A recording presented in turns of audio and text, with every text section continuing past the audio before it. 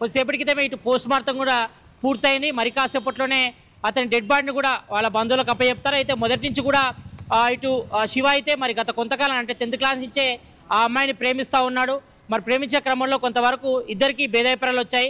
వచ్చిన తర్వాత ఇద్దరు వేరువేరుగా ఉంటున్నారు. అయితే కొన్ని రోజుల క్రితమే వీళ్ళు మళ్ళీ వాట్సాప్లో చాటింగ్ స్టార్ట్ చేశారు. స్టార్ట్ చేసిన తర్వాత మరి వాళ్ళ పరిచయం పెరిగిన తర్వాత మరి వాళ్ళు పెళ్లి చేసుకునే ఉద్దేశంతోనే మరి కలుద్దామని ఆలోచించుకున్నారు. మరి ఈ సమయంలోనే ఆ అమ్మాయి తల్లిదండ్రులు కూడా ఆ అబ్బాయి కూడా వాళ్ళ అమ్మాయి ద్వారానే కాల్ చేయించి మరి ఇంటికి పిలిపించుకొని మరి గడియ పెట్టేసి ఒక కొట్లాట అయితే జరిగింది. ఇంట్లో జరిగే సమయంలోనే మరి పెనుగులాటల మధ్య మరి శివతో పాటు వాళ్ళ బంధువులంతా కూడా శివపై కూడా దాడి చేశారు. ఇటు శివ స్నేహితులు మాట్లాడుతున్నారు. శివ స్నేహితుడు మాట్లాడడం జరిగింది.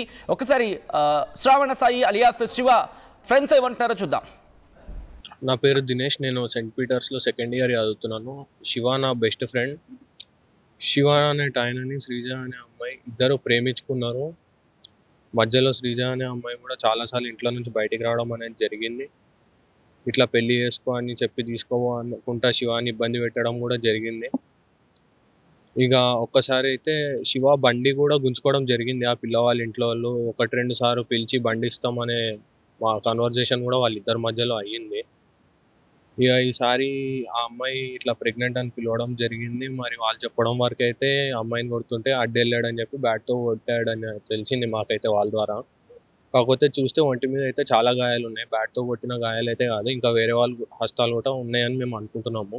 మాకు కావాల్సిన న్యాయం ఏంటంటే ఇక్కడ మాకు ప్రాణం పోయింది. ఆ ప్రాణంకి అయితే డబ్బులు కట్టినా ఏం చేసినా అయితే ప్రాణం అయితే ఎంటకి రాదు మళ్ళీ. ఇక న్యాయం ఏమన్నా చేసేది ఉంటే వాళ్ళ ఫ్యామిలీకి చేయాలని మేము కోరుకుంటున్నాం అంతే.